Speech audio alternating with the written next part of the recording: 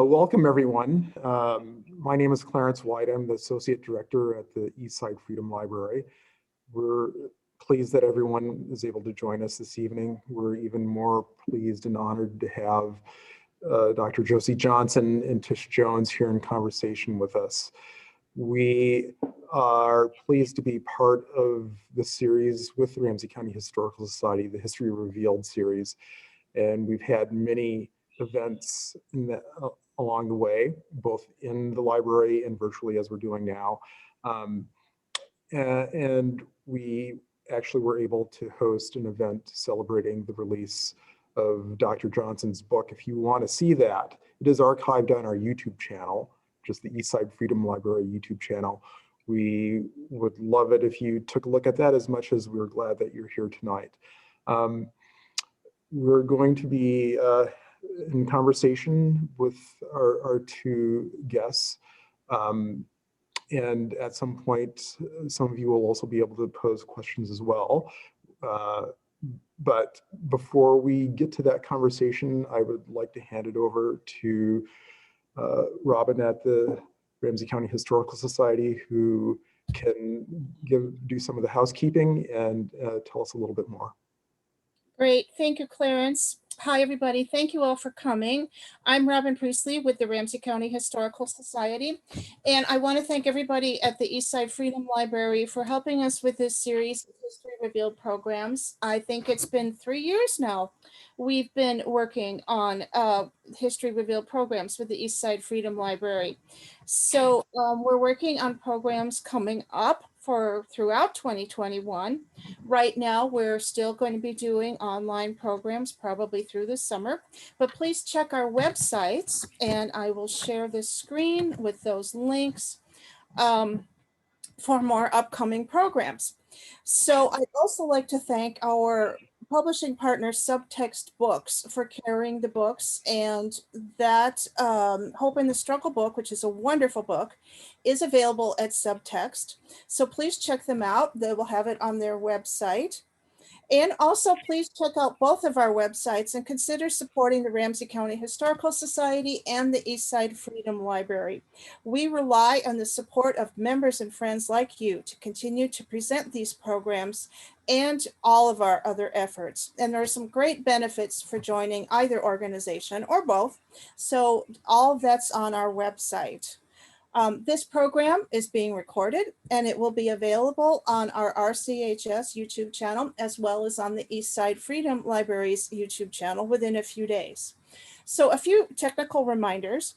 Please keep your microphones and personal cameras turned off, and please feel free to type your questions and comments in the chat. We'll have questions at the end of the program. And then after the program, when the recording is done, you may turn on your microphones and cameras if you'd like to chat later. So RCHS is committed to presenting the stories and histories of everyone in our community. And we are so pleased to be able to bring you tonight's program, as well as a program next week on March 4th with Donna Haverty-Stack, who's going to be talking about the fierce life of Grace Holmes Carlson, Catholic, socialist, feminist. And again, links to sign up for that Zoom presentation are on both websites. So let me introduce tonight's speakers, which we are so excited and so honored to have both of these wonderful women with us tonight. Born in 1930 in San Antonio, Texas, Josie R Johnson has been an educator, activist, and public servant for more than 7 decades. Along with her work for the Urban League and the University of Minnesota, Josie has been office manager, campaign manager, and chief of staff for multiple political campaigns and public officials, including being campaign manager for the first African-American lieutenant governor of Colorado and co-chair of the African-American DFL caucus in Minnesota. Josie holds degrees in sociology, education, and education administration. She lives in Minneapolis and continues to serve her community, advocating for equal rights and social justice. Tish Jones is a poet, educator, cultural strategist, and cultural producer from St. Paul, Minnesota, and is the founder and executive director of True Art Speaks.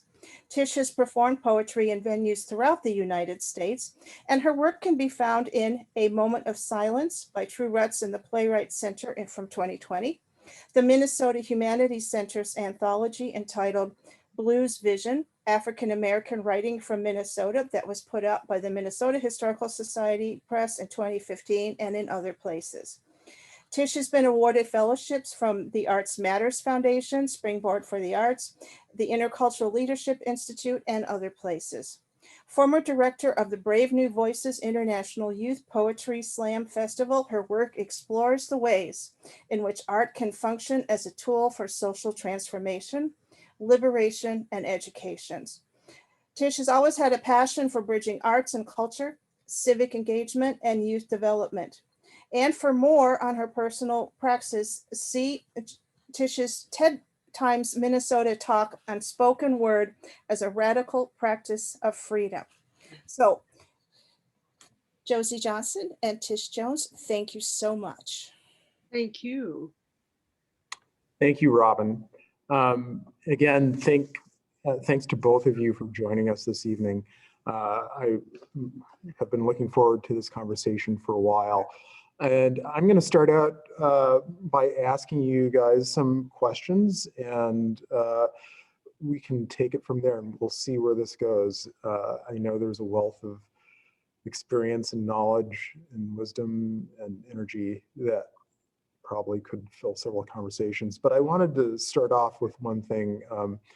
The book talks about a lot of people, and one of the wonderful things about the book is that it names so many people who played an important role in developing sort of the activism that can change our society.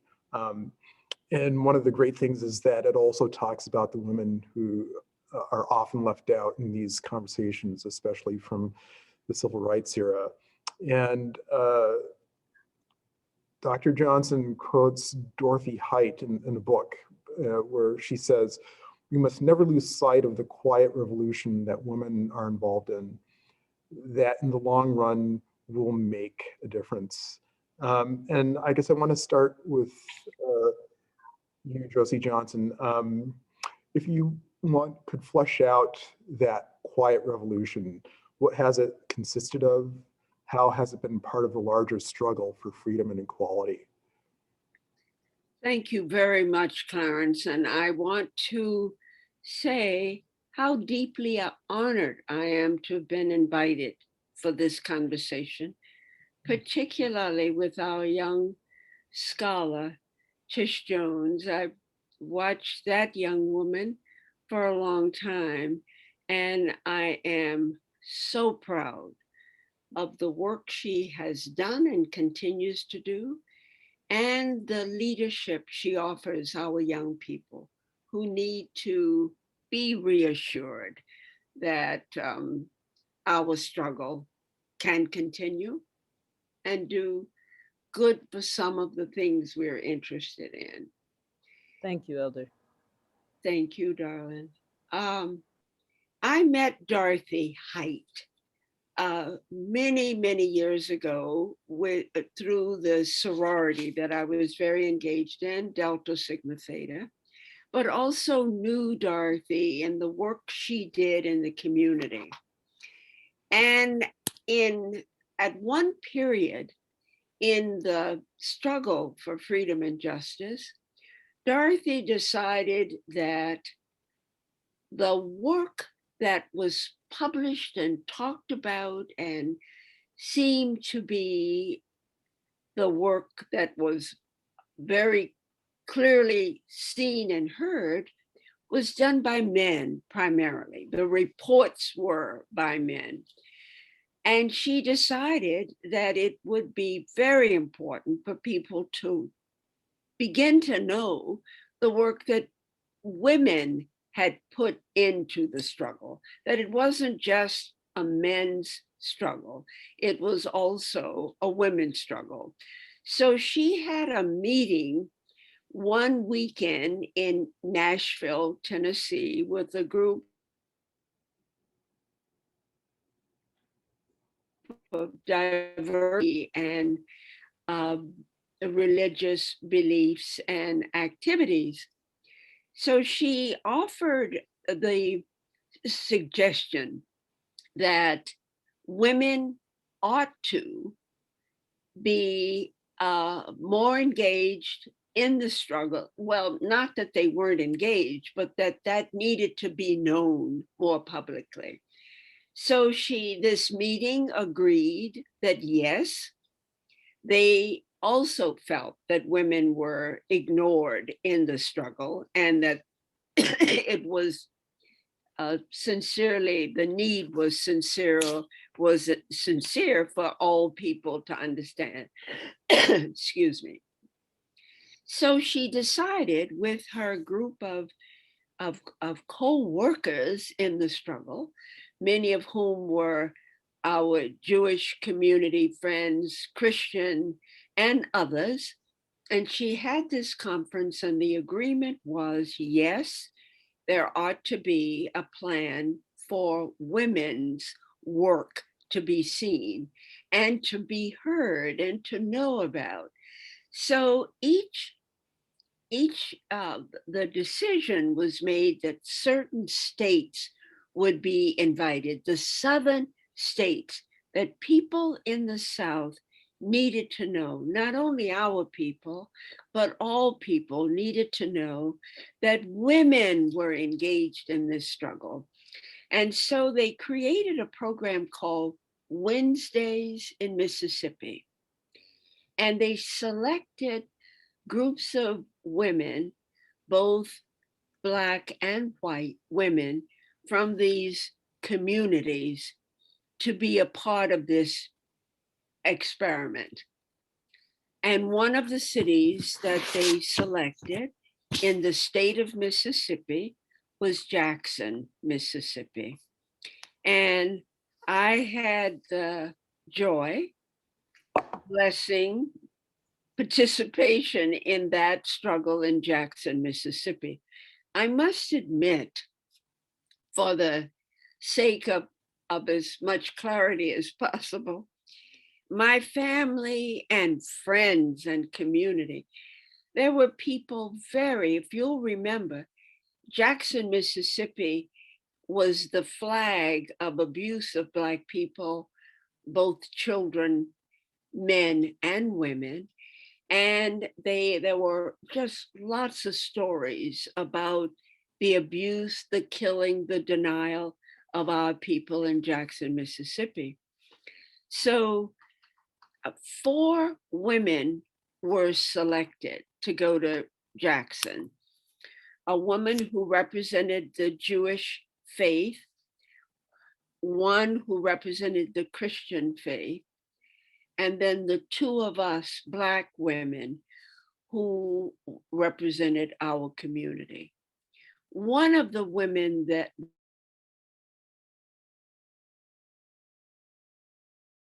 with whom Black St. Paul newspaper at that time, Mary Kyle. We were given instructions a good many weeks before our trip. We were then, we gathered at the airport. We were able to greet each other at the airport, and we found chairs, seats on the airplane. At that time, I don't remember that you were assigned a seat. So we sat together, and our Anglo friends sat together. And when we got to Chicago, we were instructed to separate. So the Black women, white women. And when we got to Jackson, Mississippi, we were also separated. My friend Mary assigned and accepted with great grace a Black family. One of the members was a school teacher. They took us that night immediately to a gathering of Black people in Jackson who were being trained and educated about voting. From that beginning, that wonderful, scary beginning, we were then able to be engaged in trips in Jackson, Mississippi. We went to something that you all will remember the name, Freedom Schools, because they had closed, if you'll remember, in 1954 when the Supreme Court ruled on desegregating the schools. All the schools in the South closed. Jackson closed, and the adults had to find places that could accommodate an education opportunity. So there were churches and basements and all kind of facilities like that. And we went to one of those. They were called Freedom Schools. And we went to one in Vicksburg, Mississippi, and saw young people collecting books, creating libraries, and we were able to meet the children and others. That night, after we left that school, it was destroyed. It was burned to the ground. And I felt very guilty. I kept saying, maybe if we hadn't gone, they wouldn't have done that. But we had a chance to drive through Vicksburg, Mississippi, meet some of our people who were suffering, to use a word that we can all visualize what was going on with them, the type of housing, the denial of education and opportunities.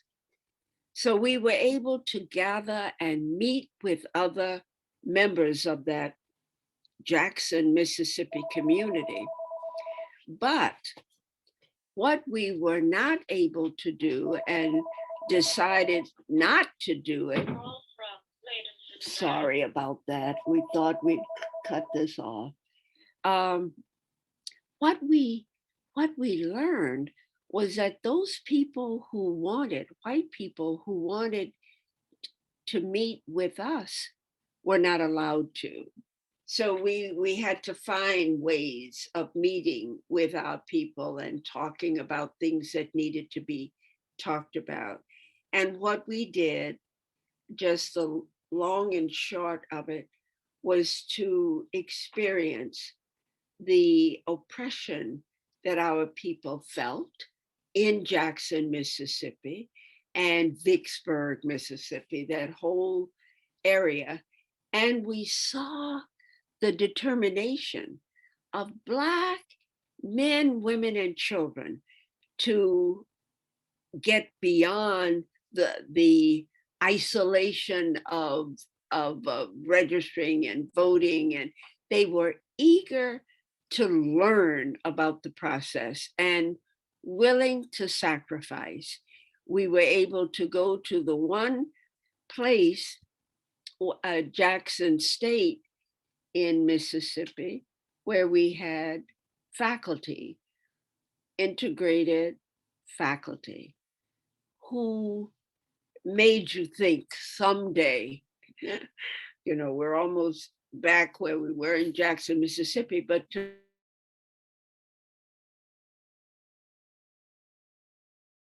feel could set the model for the issues that were being fought by the people.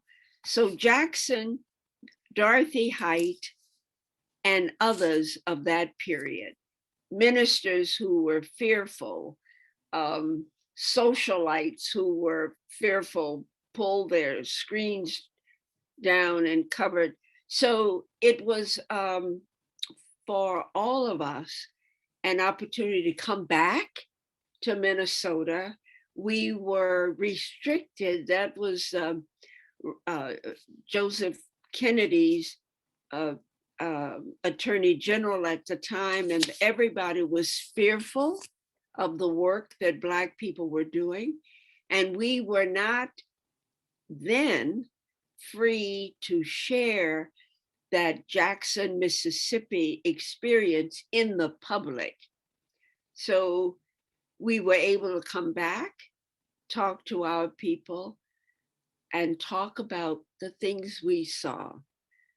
Jailing little teenage children, killing African-American men, bombing property. So to be able to associate what you saw with the history that we knew and wanted the world to know, and to share with our people who had worked so hard for freedom and help the whole community, nation, state, world understand the commitment that we had as a people to freedom and justice. And education. Education has been, of course, our backbone, and we saw that so clearly exercised in Jackson, Mississippi. So I probably went much beyond what Clarence asked, but when you think about the struggle of our people and their determination in a place like Jackson and Vicksburg, Mississippi, you don't lose it. It never leaves you. Clarence, if I abused your question, I hope you'll forgive me.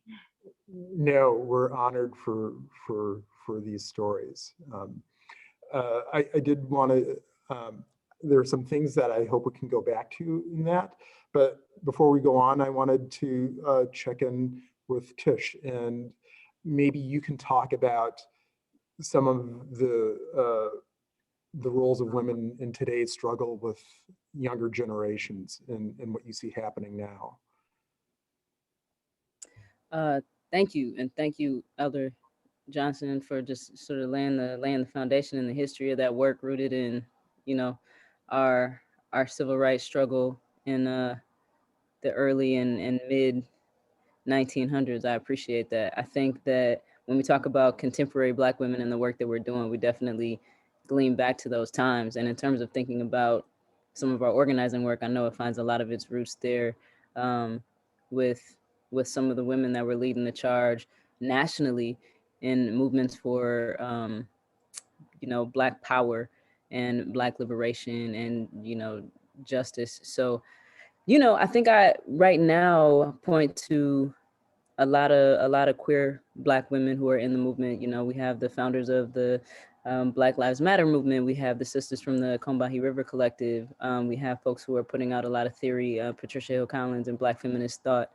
We have a lot of local organizers who are at the forefront of movements for Black liberation and justice. And we stand on the shoulders of all of the Black women that came before us and all of the women organizers that came before us. So I echo and underscore a lot of what Elder Josie has already said. And I think, there are a lot of sayings and a lot of things that point back to specifically Black women being, the quote unquote mule of the world, right? So our people, Black women specifically as leaders in the movement, our liberation means the liberation for everyone. So we're in it and we've been in it. Absolutely, Tish. What I find very interesting right now, because Black women have always been engaged in the issues that were being faced, and we were generally in the background. Our brothers were the people, the faces that people saw of the struggle. And of course, we were always there. When you think of the March on Washington, all the women who had been, how many were actually on the program? So it's a part of the history that your generation, that's why I am so thankful to have lived this long. When I see you young women out there and doing the things that you're doing, more just recently, modeling, demonstrating what it means to be an activist and how to collect the community, the total community, and our young women and young men, children, also learning, watching, seeing what you're mystic about the things that Black women have done always. Look at the church movements and the schools and the other agencies that have served all of us and served our people. And, you know, an old elder, thank you so much for using that word, when we see what our children taught us and modeled for us and are now able to show that with such pride and dignity, it's a joy, darling. And I am interested in you knowing that, because I remember you from way back with young people meeting in the church and teaching them and getting them organized to march. You were marching way back then, Tish. So the modeling that you did then and continue to do serves the young people to see what can and what's possible. So your elder thanks you for picking up where your other generations began also, and tried to protect you and model for you and demonstrate the strength that we have as a people. Elder Josie Johnson, you're gonna make me cry on the Zoom. I think that's the highest compliment I've ever received in my life. Thank you. Oh, thank you, darling. Thank you. And it's also a great illustration on how legacy works among great people and great movements. So thanks for that. There are a couple of things that have been said that sort of bring us to a different question. As Black people, our relationship to education is very complicated. Extremely complicated, and several of the struggles and several of the complicated relationships were illustrated in the book. But I was wondering if both of you could talk about the role that educational institutions have had in the struggle for equality. And I know, depending upon where those institutions are situated, what their perspective is and who's in control of them makes a big difference, and also what point in history we're talking about. But I don't know if any of you want to talk about that. I know, Dr. Johnson, you talk a lot about your education and your involvement with not just pursuing your education, but helping others and representing them in their pursuit. But I'd like it if both of you could respond to that. And if you don't mind, and if Tish doesn't mind, I'm really interested in how her generation, sees that struggle, and whether the history, commitment, and determination for education, whether in the judgment of our current or younger group of revolutionaries, whether education, how that's defined, is it just the academy, or are there other methods that our young people use today or see today as indicators of education. And if Tish doesn't mind and doesn't feel I'm pushing it on her, I'll love to hear that. So thank you. I do not mind. Yes, ma'am. I would gladly answer this question. I believe that I know, you know, we know there are other forms of education, and our people need all of the alternative forms of education outside of the institution, outside of, you know, the historically white canonical way in which we're indoctrinated into being educated in this Westocentric, Eurocentric um, world in which we're operating in, right? We all operate under, you know, capitalism and the system of white supremacy right now, unfortunately, until we eradicate those systems, right? And I think I have a poem about this, right? The poem Tracks is really talking about traditional institutions of education being the site of some of the most egregious forms of violence against Black people.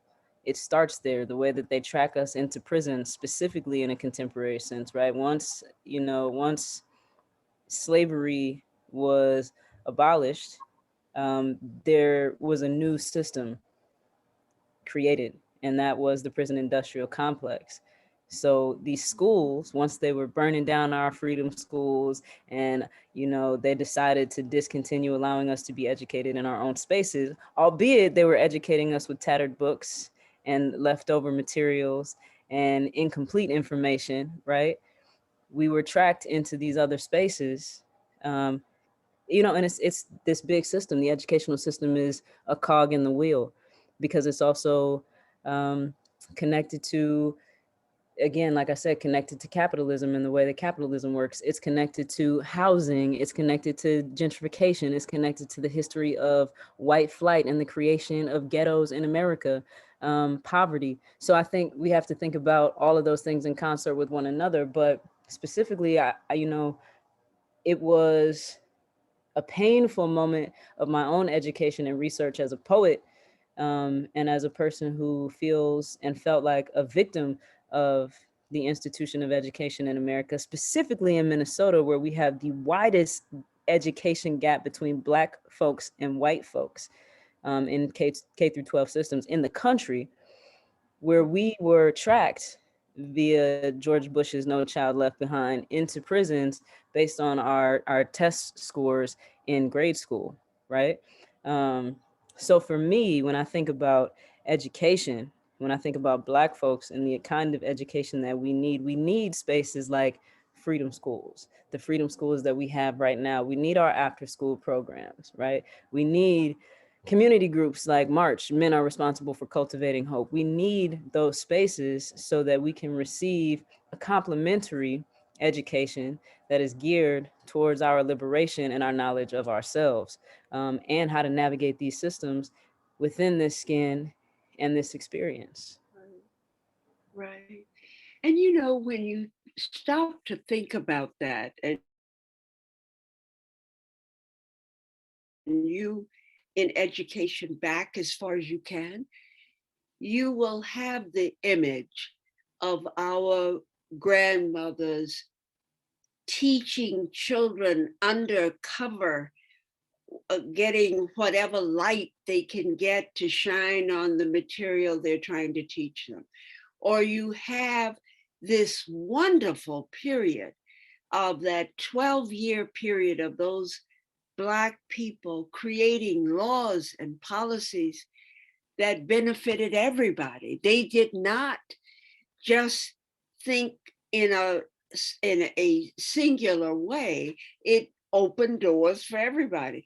When you realize that our educators, I think about the times of just working in our schools in Minneapolis, how long ago that effort to open it up for all children and to have the opportunity to feel good and comfortable about what they were learning, you all have brought it to another level, which I think is such a blessing, to know that your ancestral belief in education and struggle is in you, darling, and it's in everything you do and all that is going on right now, so that our children now, you know, when I see you young people dancing on the street and organizing, I think you're free and you feel good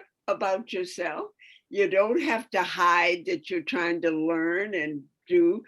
And as you said, education in our culture is not just the academy, it's everything.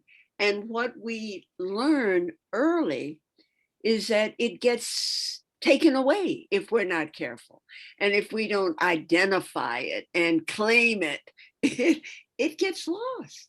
So what you're doing, and I wish you would share that poem if you feel up, excuse me, up to it, Tish. It's a beautiful, it's a beautiful poem, darling. Thank you. Thank you so much. I appreciate that. I think I just love you. I just love you. You're so amazing. And I love you too. I remember you from way back. So thank you.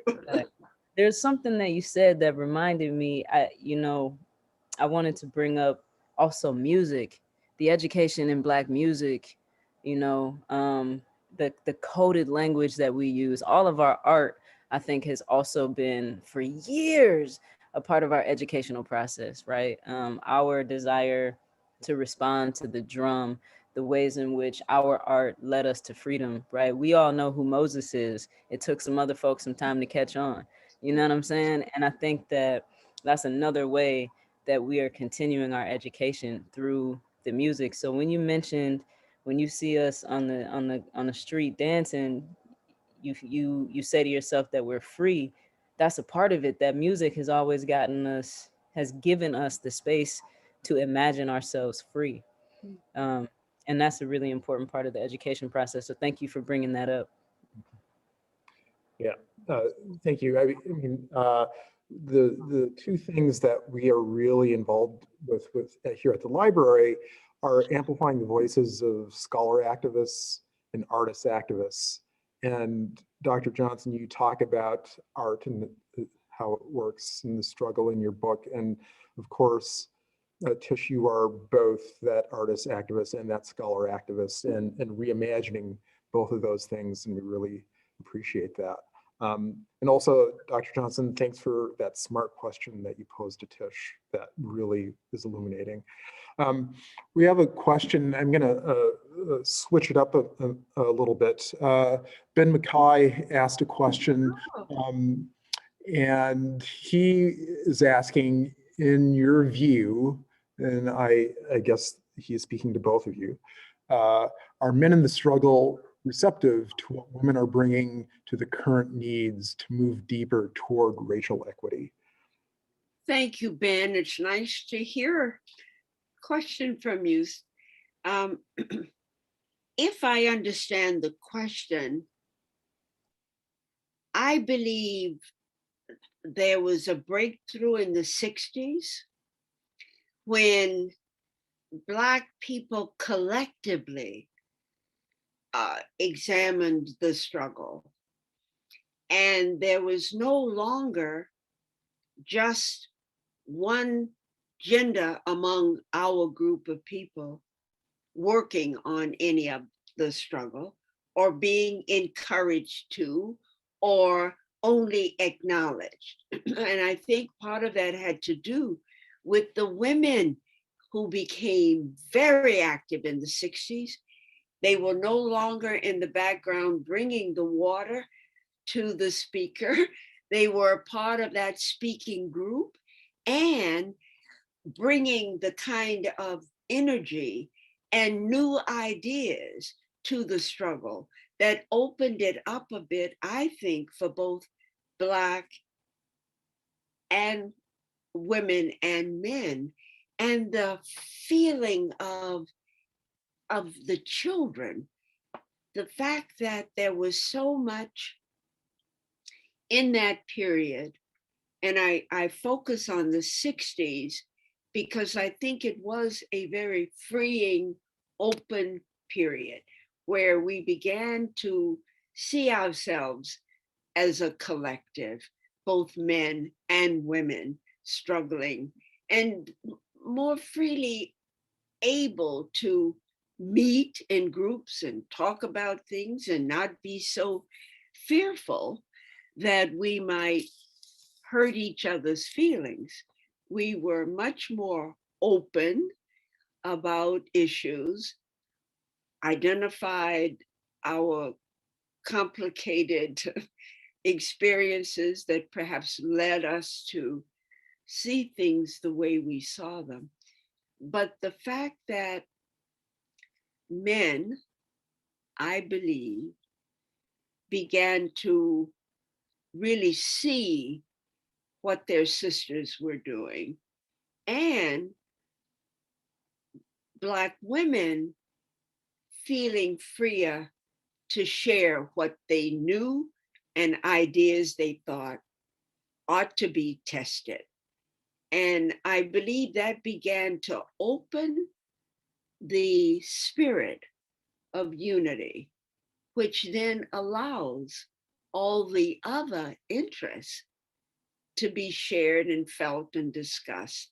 When you don't feel you are just in sort of one category, one group, but knowing the history of Black women's struggle throughout, and the fact that Black men and what they had to do in order to understand that it was a male female struggle, and what women had done historically forever, being able to really talk about that together without anger, without a sense of having to not acknowledge the common struggle of Black men and Black women and the difference in that, and where those changes were beginning to be seen, so that the unity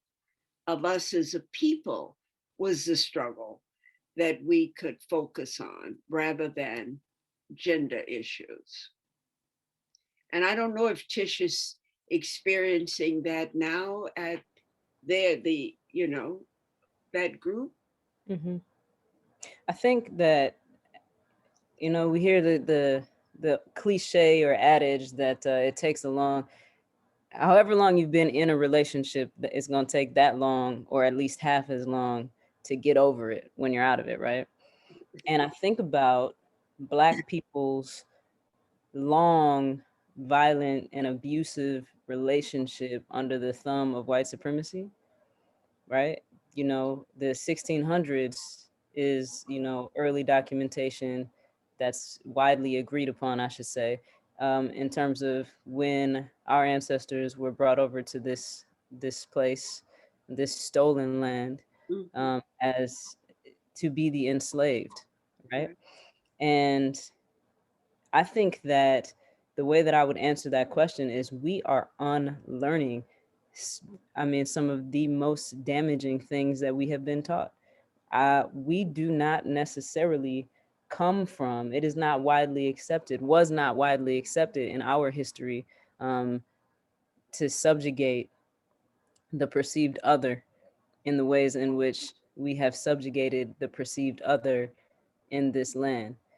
Those are things that we have learned and put into practice and have had to unlearn. So when I look through Black American history, I look at it and, there's a bit of joy that I feel because as time moves forward, we're unlearning certain things. So when I hear you, Dr. Johnson, when I hear you talk about the 60s as a marker for when there was some unity in the struggle and amongst gender specifically, I think that's a wonderful time marker for us. That means we began to unlearn patriarchy around the 60s. You know what I mean? So I think that there's all these things, because I look at Bayard Rustin, I look at James Baldwin, I look at Marsha P. Johnson, and those are elders and folks that I learned from that were about Black liberation, and they were not, deemed heteronormative at the time in which they were operating. They were on the precipice of a shift in culture, right? A shift in culture nationally in a US context, and a shift in culture in a Black American context. And that to me just shows that we're unlearning. So I'm excited to see what we continue to unlearn, and how many different expressions of our Blackness continue to come to the forefront of our movement for liberation. That is such a critical observation, because so much of what our people have done since their enslavement and unenslavement and all of the other pieces of developing and really getting back. When I think about my family growing up in Texas, and my parents, and what my and they were college graduates, and my father wanted to become a lawyer. That was not, there were no graduate programs in the South for Black people. But yet they decided that they were going to do some of what they wanted to do, create what they wanted in the framework of their control and demand. So, you get it. And it just, like you said, the fact that it takes so long, and you're taught it's so deeply etched in the fabric of not only Black men and women, but it's in the whole system. It's how laws are written and policies are interpreted. And so that's why I say I'm so optimistic when I see my young people, because they're so proud of who they are. I'm just so happy to hear you say, looking back at your ancestors and building on that. That's very important, very important. And we have to hold on to it, because, my dear, if we're not careful, that too will be taken away from you. It'll be renamed, redirected, and we have to stay focused, really focused on us and what we have done, what we've survived, and what our ancestors taught us. It's that group that gave us the seeds we are observing now for freedom and justice. They did it. That's right. Did it. And our children need to know that. That's right. You've done it. You're a part of that legacy. So I thank you. Thank you. This most recent part of the conversation sort of relates to this next question. Toward the end of the book, Dr. Johnson writes, over time, my observation has been that the degree of hatred that those who enslaved our ancestors perpetrated toward Black people is deeply etched into the psyche of America. The justification that was given for enslaving our ancestors, the treatment and the teaching of the inferiority of Black people have created a lasting problem.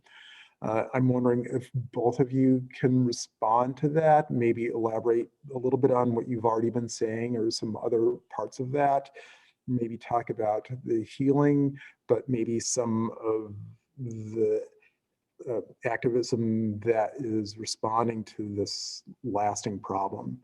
Yeah.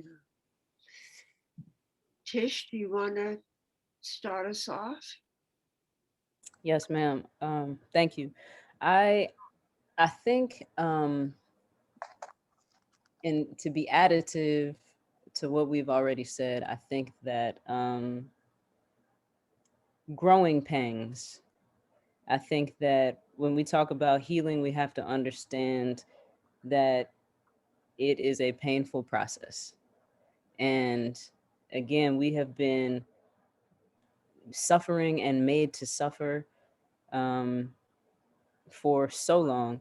And it's all of us, right? We always talk about that, like the system of white supremacy and the success of the construct of whiteness has not only hurt Black people, has not only hurt Indigenous people, has not only hurt people of color, it has also hurt white people, folks of European descent who choose to operate under a willful ignorance and cloak of whiteness, divorced from their ethnic identity and traditions, and impart their humanity because of the privilege and inherent oppression that comes with operating within whiteness, right?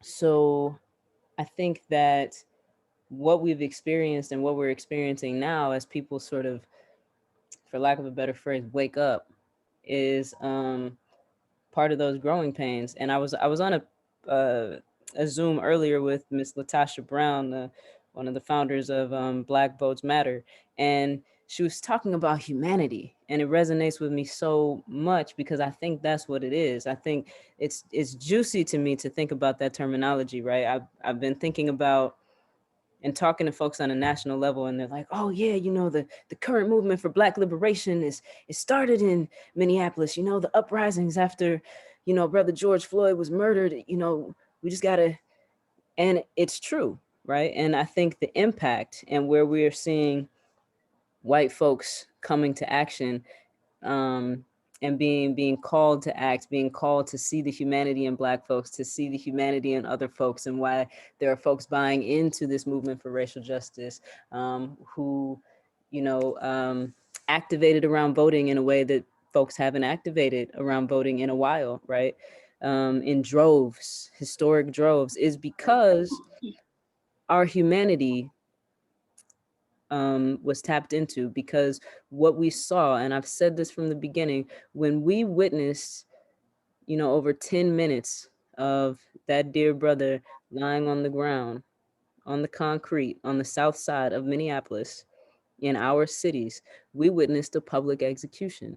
We witnessed a lynching, and it was a modern day lynching, right? It would be what Ida B. Wells Barnett would talk about, right? That's right. It and it was contemporary and massive. This is why I love hip hop so much. So hip hop to me in 1983, when the message came out, it was a source of media. It was new media. Global message was produced into the world. You got to see the ghetto in America. It shattered the idea of this, you know, nuclear family, picket fences, and green pastures. It shattered that idea.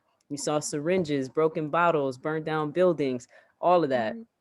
So That's when right. George Floyd was murdered, and we had to watch it on our cell phones, on our laptops, on our TV screens, millions of people watched it, our humanity was tapped into. All of that gross indoctrination could not stop people from being people. So some folks were activated around that healing. It was too much weight to bear to be that gross, that hate filled after that moment, because that was a human, that was a man whose life was taken. That's right. Well, you know that I so appreciate you sharing that, because my immediate reaction to the George Floyd, I have said to him, my brother, you died in a very painful way, but you have helped your people. We talk about people killing, policemen killing Black men. We talk about it, but we have never seen it. This time we saw it, and we saw the casual attitude of the man who killed Floyd.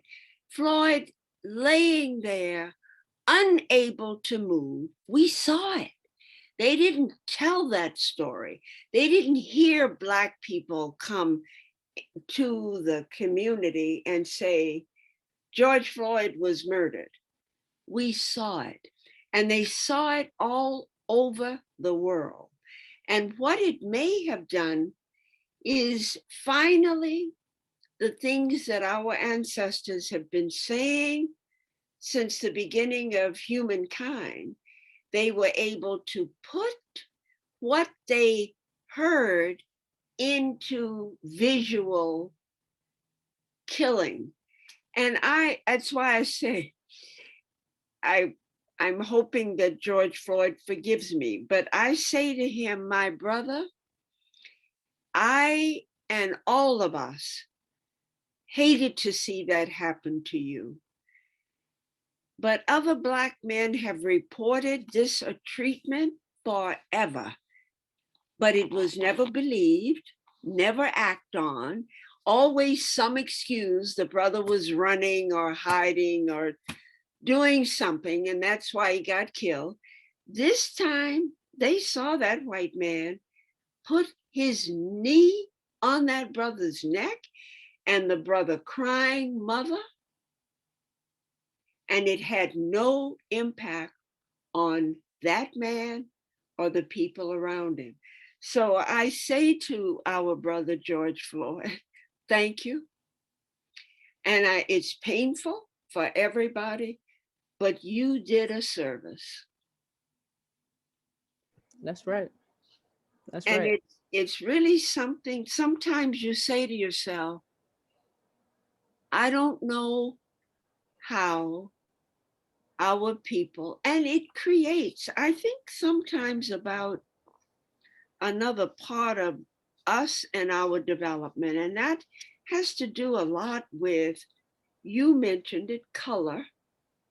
Remember, straight hair and good hair, and people who are smart, use the right language, can speak well, and the others, somehow the society would encourage the well-spoken to see themselves differently than the brother who didn't speak very well.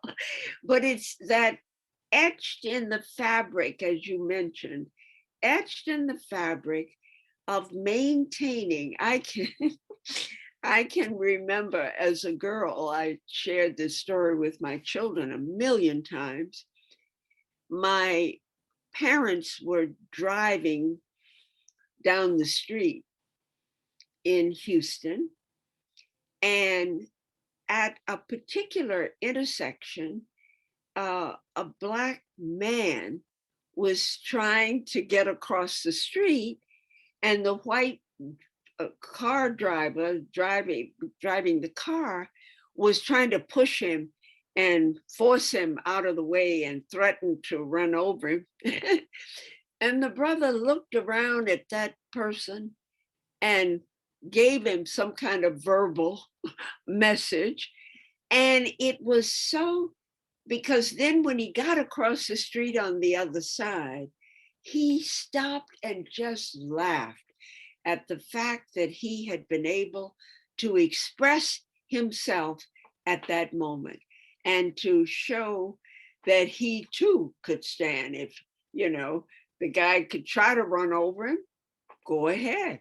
But so I'm saying we have as a people been able to demonstrate that grit that our ancestors taught us. And many of you are doing right now. You are strong, you're ignoring some of the traditional ways of our ancestors, and you're creating a world of hope and optimism and pride. Because when I see those little sisters out there in their cute little outfits and the brothers on the other side, remember that thing on a TV? It was a part of a news show, but boy, was I proud of them because they were expressing what was important at that moment to them. But we also know, you all know time and place and when not. And that came from your ancestors too, of knowing how to move forward and keep on keeping on, as my father would say. Hey. Yeah. Yeah.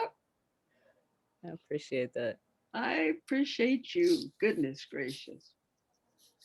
Yeah, we all do. Thank you. Just I think that, that sort of brings up another thing, sort of related, but the summer brought an uprising that was heard and seen and acted around the world. It was a global response. And it started here in Minneapolis. One of the interesting things that the book talks about is, that Minnesota has a really strong history of not only people who were prominent in the struggle, but also a lot of ideas that started here and have been replicated around the country. And I'm wondering if either of you has an idea about, why Minneapolis, why the Twin Cities? I mean, one of the things is that we know that many of the demographic disparities between Black people and white people is the greatest here, whether we're talking about housing or education or healthcare or employment. But is there something else about Minnesota or Minneapolis or St. Paul that you think makes that the deal?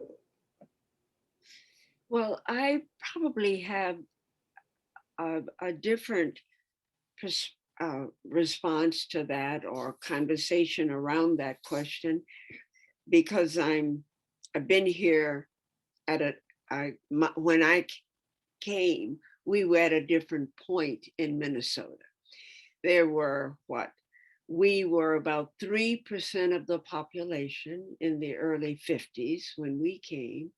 There were none of the policies that we now have that we were able to create laws and process for Black people to be able to do some of the things they wanted to do. We were geographically segregated, part of South Minneapolis, North Minneapolis, that's where we lived. Part of St. Paul, that's where Black people lived. And then I believe that in the struggle of opening the culture of the Twin Cities, there appeared to be a difference that people thought about. They thought that people were free in Minnesota and that we were different than the struggle that our Black brothers and sisters were launching in the South.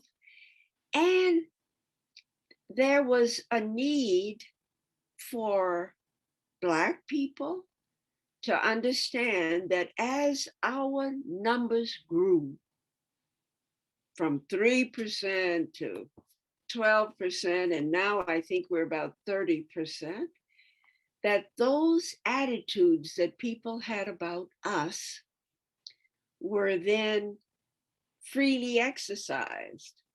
When I heard my young sister Tish mention the fact that there is so much right now that is happening for Black people, what I am conscious of is the fact that so much has been exercised in Minnesota, but what we saw as our numbers grew, the attitude that people had about us was more freely expressed by the majority community.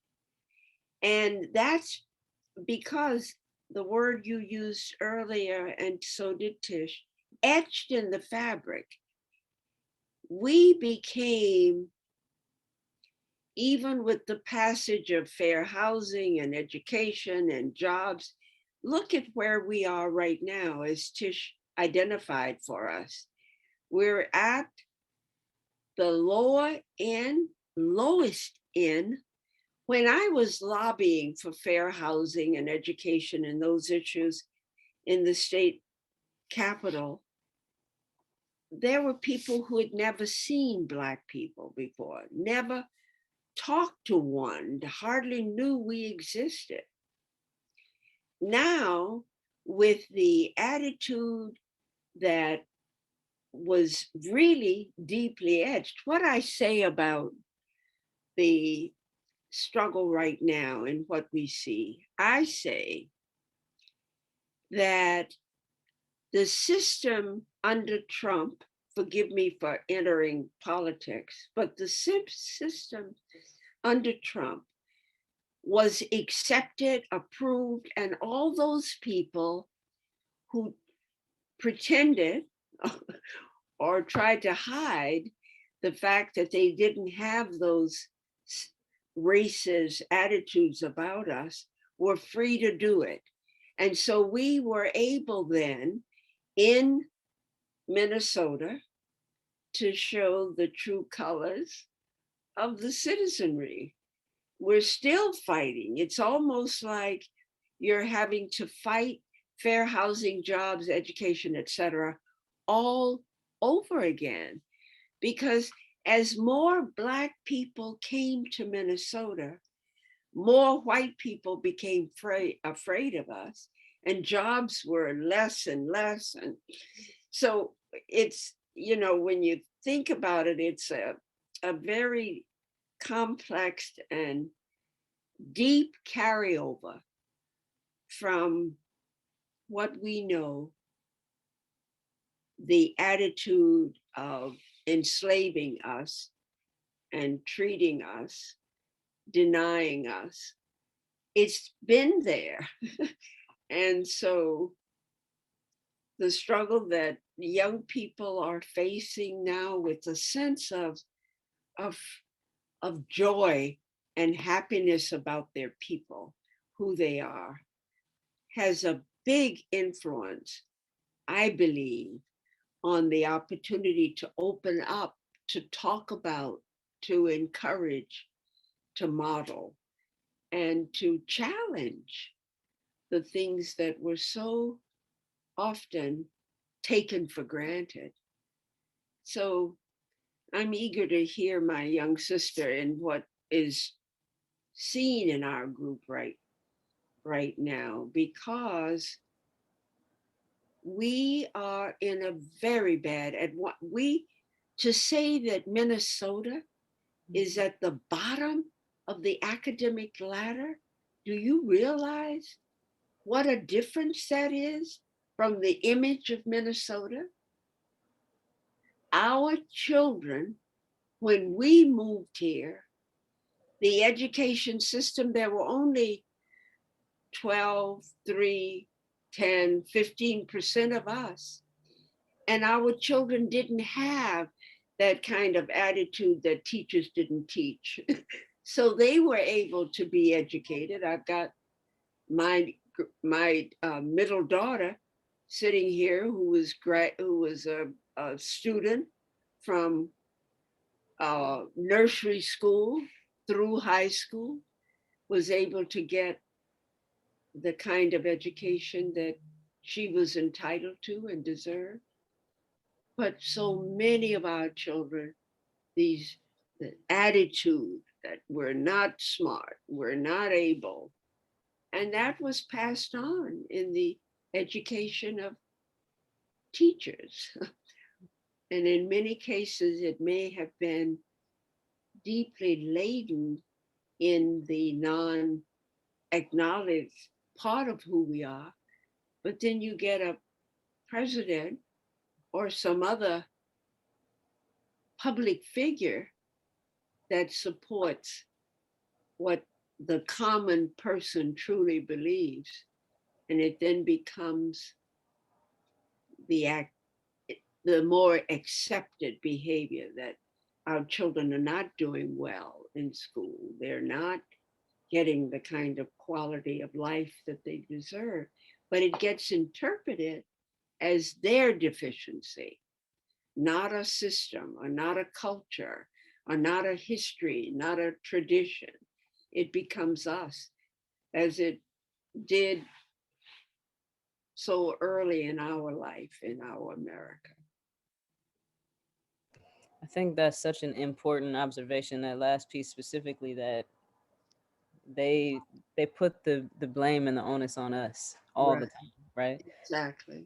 And I think what it's an idea that I'm kind of playing around with, but there's something I think about the perceived and imposed invisibility here, right? So like at a state level, we're what, 6-7% of the population, Black folks in the state of Minnesota. And I Right. think that, you know, being that we're such a small percentage of the population of Black folks in the state entirely, there's this interesting way in which we fight for visibility here, right? I think we have to make so much noise here in order to be seen. When we go other places, all folks know is Prince, Jimmy Jam, and Terry Lewis. They're like, oh, Black people live there. You're from there? Wow, I didn't know that, right? And I think there's something to that in the psyche, right? Because as we're trying to unlearn the attempt to be white, and I also want to name that. So this is it's a little tangent and aside. One thing that we haven't talked about in terms of like structural and institutionalized racism in the context of having hope in the struggle, which I love, is that whiteness is, it was created. It was a kind, we know that, right? We know that it's a social construct, that race is an illusion, and so on and so forth. But quite specifically, there are varying ethnic groups within the United States and abroad that applied to the US Supreme Court to be white. So like this idea of becoming white is something that like is so deeply ingrained. It's not a personal, it's not like, oh, I want to, no, it's like you needed to try to be white systemically. Like groups of people wanted to be white to obtain certain access to power, privilege, money, wealth, etc. Right? So like there's this unlearning thing that we're doing that is, it's in us, it's in the way that these systems are set up. And when I think about, Black people, Black bodies in a state like Minnesota, where there are so few of us, where so many people have not actually held a conversation with a Black person. Right.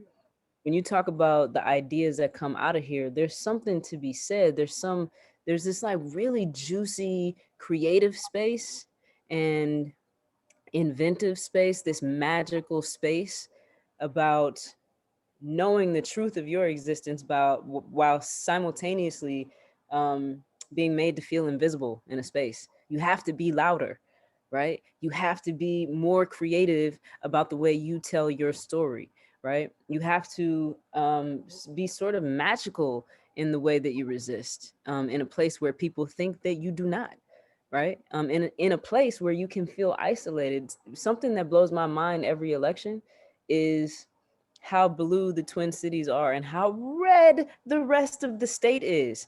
And I always remind myself that I have curated my experience here. My world is Black because I made it that way. I am not in a Black space. This is not a safe space, but I have to be so loud and so Black to be safe here, right? So when we're talking about ideas that are born here, they're born here because we have to scream our existence into this place, right? When we go somewhere else, we know it, right? It's less appropriation and it's more like it is what it is. Like when I go down to Mississippi, it is what it is. Like Black culture permeates the area in the South. Like, you know what I mean? Like people like to make it seem like Atlanta is this, cultural anomaly. It's like, nah, Blackness is like just a part of the culture in Atlanta, actually. There's a lot of us down there, but up here, there's an appropriation of Black culture that happens here, that's accepted here. There's a tokenization that happens of palatable Black folks up here that's accepted here, right? Because it's, adjacent and in proximity to whiteness in a way. So I think that our ideas, certain things that happen, brilliant creatives, these sort of models that seem like anomalies, like the Penumbra theaters or whatever, like, we have a Black run institution, theater institution in Minnesota. And it's great. It's this, I'm not, you know, downplaying the success of Penumbra. What I'm saying is that there's just this way here when you're Black here, that volume is on maximum when you speak here. The volume is on maximum when you do something here, because you're up against this white canvas. You're blacked out on a white canvas. It's so very interesting, Tish. I hadn't thought about it that way. And you have introduced something. You know, we often say, having lived here long enough to see the evolution of Black people in Minnesota, to see that in so many instances, the the the the people that we know and how we behave and how we think, you don't sometimes understand that as we grew in numbers here, that was the opportunity for people then to put us in groups and to, even though it's a small percentage from any other place, it's still a number. You look at our the number of Black people who've moved into Minnesota since I've been here, and the fact that we can actually come together and talk about things and do things. We can have I mean, that whole issue of Black activities, that was brand new among us. The fact that Black people could organize a march team or whatever the various public accepted activities among us, it could give some of our Black young people hope that they are in a, but then you see everything that's reported in the public paper, if it is a negative, they get a picture with it to make sure that you know what is going on and by whom, so that there, Minnesota was just kind of a leader. You know, I was here with Hubert Humphrey and Don Fraser and Mondale and the group of white liberals who believed in justice and freedom and equality and really worked for it, so that there were opportunities. And then the system begins to feel more comfortable returning to how it was. And having not educated as many of the people of our rights and justice and, you know, our history, sometimes you lose what Clarence identified in the question, and what you've identified, Tish, in just what has happened in your generation of Black people in being able to be expressive and creative, and to, it's been a, you know, a joy for us elders to see that, because you know that it's possible. But I'm saying many of our children who come and the people who are here and observe what can happen here. Black men being killed every day, kids killing each other, the schools not producing the results that you want. Or so much of what goes outside of Minnesota is reflected in Minnesota, and often in probably smaller bites. And it takes a whole lot of them before our people responded.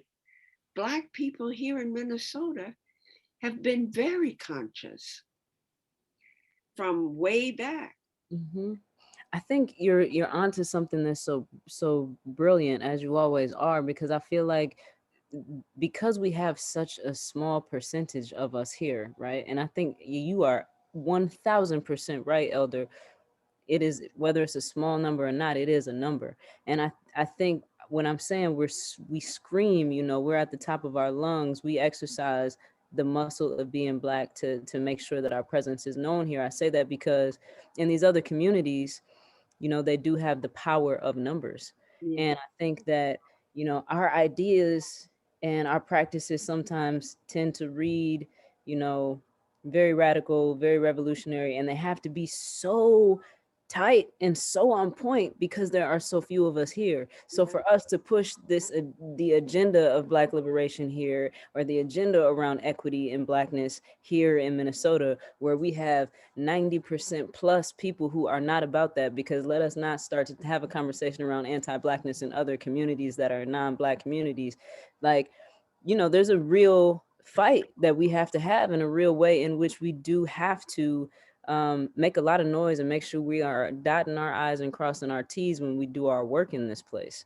And so, Exactly. yeah, I appreciate that. And your generation is helping us do that, because the um, the trying to get your message across and to do it in ways that you think other people can understand and relate to, and you then discover years later that it was neither heard nor could be related to. And our young people, if that had worked, then equality would be broadly shared, opportunities would be broadly felt, our children would be getting as much as they needed to do as much as they wanted.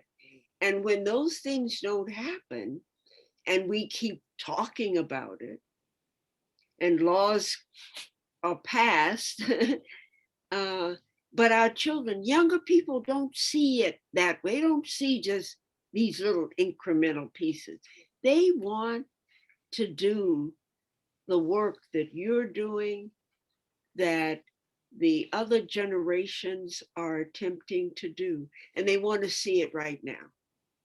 And that's very important. The squeezing of time is not as important to people who need to get that education and do that work and model for their brothers, younger brothers and sisters. That needs to be done right now.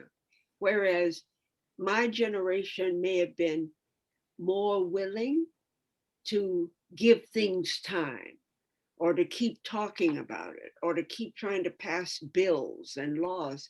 And what my generation is realizing is that you've got hundreds of laws, policies, procedures, but it hasn't made a lot of difference. They're there, but Yeah, I think that's beautiful. I think you know, I can't speak for everyone in my generation. I can say for myself though, Elder, is I I'm hoping that the work that I do is in conversation with all the work that you've done and everyone before me. And I say that because there's an urgency now, because we have seen what you all have experienced, because we understand what you all did for us and on our behalf. And we understand the gracious manner in which you all worked with folks who were in opposition to you all. We understand the violence that was enacted upon your bodies, upon your psyche, upon your spirit, upon your heart, right? So there's an urgency, especially while we still have y'all.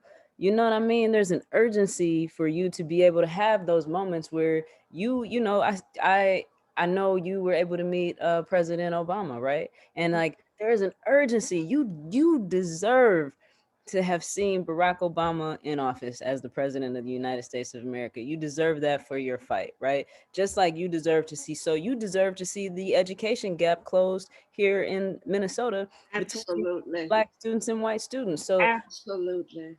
That's what I think it is. Like we're in the middle holding both things, where it's like, you know, there's so many of us in our generation who are like, I don't want to have kids because I don't want to bring them into this. We don't necessarily want to feel, we want a place where we want to bring kids into the world. We don't feel like we don't want to. So it's like the urgency is, I want to honor my ancestors, I want to honor my elders, and I want a safe space for my children to be born, to breathe, to grow up, and to live, right? Yes. So yeah, just want to offer that. Thank you. That's very important. And that lifts a lot of the spirit that the system also creates us and them, even among us, and placing the values on us and them. And sometimes I think about our brothers and sisters who have worked so hard for a good academic training and preparation to do the work that they are able to do, need to do, and the system will still categorize them in small groups to make them feel they're different than their other brothers and sisters, to create that us and them among us. And we sometimes have to be reminded that we are the collective and not be tripped into that business of us and them. And sometimes that's we need to think about that very carefully. And I think the Black community, I go back to the 60s, very conscious of the fact that there is no us and them. It is we. And we need to return to the we, because you can begin to softly, without realizing it, go back to that us and them. And that's why I think the way you've described, and I recognize that that's not the all, I know that, but the spirit allows us to think about it and get there. Thank you both. We're getting very well. I think we're a little over time, but there are a few things. I mean, there are a lot of questions, but I think you've answered more than we could even think of. This is a great conversation. There's one question that I think has been addressed somewhat about pursuing this education through art and music, and maybe the intersection of those. But we have another question that came from Jimmy Patino on Facebook. How do we explain the inefficacy of the white liberalism that had dominated in Minnesota in the civil rights era? I don't know if either of you has a response to that, or if you want to. I'm not sure I fully understand it. I'm not sure I fully. So Tish, if you've got some ideas, I might be able to gain them listening to you. I'm not sure I fully understood the question. I'm going to repeat the question but for you. I'll listen to. I'm going to repeat the question for you, because I think that your expertise as a person who was an active participant in the civil rights era is appropriate. So his question was, how do we explain the inefficiency of the white liberalism that had momentum in Minnesota in the civil rights era? Very good question. Because I think it couldn't survive because it wasn't understood. And I believe that what happened was that people began in that period to kind of just get along and try to be a collective, don't want to be different. I mean, to be a racist, a person that has some thought. So I think we skipped over the opportunity for conversation and discussion and explanation and true engagement. That's probably, it might be some of it, but thinking more about it, we almost have to think about what were we struggling and fighting for, and where did that go? What were we believing we could accomplish, and what did that do? It's because the treatment of us as a people is very complex, and it varies depending so much on the issue at the moment. And I'm not sure that that can be analyzed as easily as perhaps it should be. Yeah. Tish, did you have anything to add, or?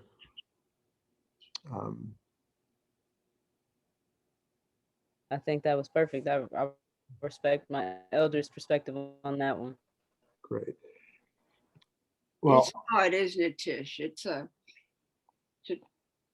to try to think about something that can actually be accomplished. It's Yes. kind of hard. well, yeah.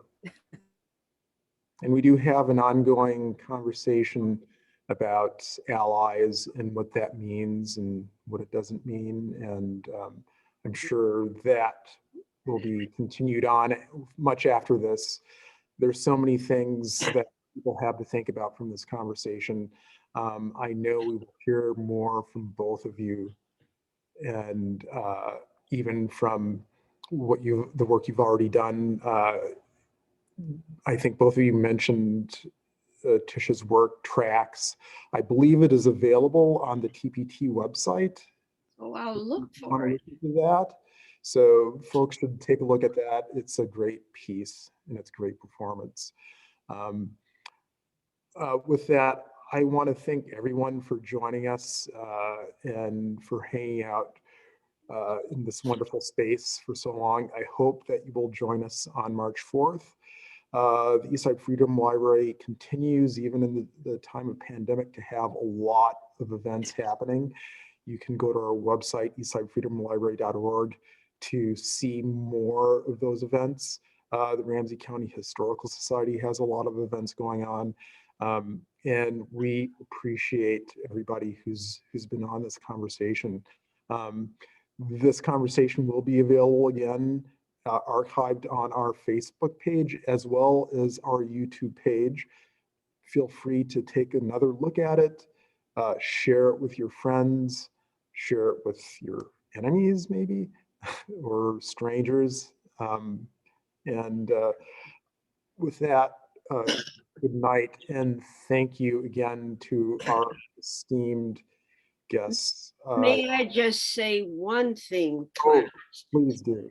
Please do. I want Tish to know, and I know I may have said it in different words throughout the night, but this has meant so much to me. Because I think what happens to us is we may focus on different aspects of what the end goal we think is, but to have an opportunity to hear from our younger people who are struggling as much as their ancestors did.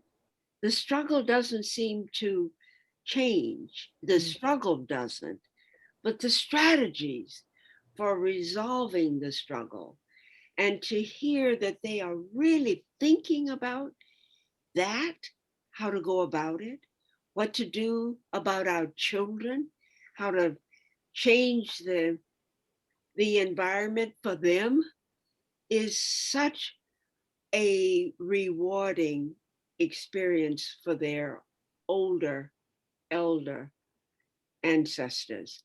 And I don't mean to embarrass Trish, and I know sometimes that can, but I just didn't want that moment. There have been so many times when I've wanted to say to her and her generation how important they are to us. And to have a moment when you're actually almost touching and have them, you want to be able to at least say it and hope that it's heard.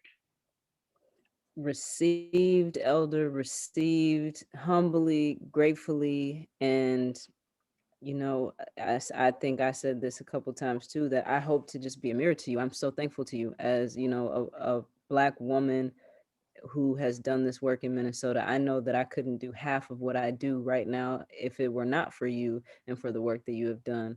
And just as a young person, you know, marching during the MLK marches and walking down the cold streets in the winter every year, you know what I mean? I've seen you do this work. I know you do this work, and you being that model gives me the strength and the courage to do the work. And, you know, as we've talked about our work being inclusive and the changing of gender roles and so on and so forth, it is and always will be important to see a reflection. So to have been able to see a Black woman doing this work has been impactful for me. And to be in conversation with you tonight, the generosity that you have shown me this evening, that you've shown everybody with your words. I appreciate you. I receive. I'm not embarrassed. I actually welled up earlier. Okay. So Good. yeah, you got me emotional on Well, thank you very much. yeah, thank you. Thank you, darling. Likewise. And thank you, Clarence. Again, thank you both. Your esteemed presence is more than welcome. So with that, I'm going to wish everyone a good evening, and we hope to see you again soon. And let's take this knowledge and apply it to our next steps in life. So have a great night. Thank you. Peace, everyone.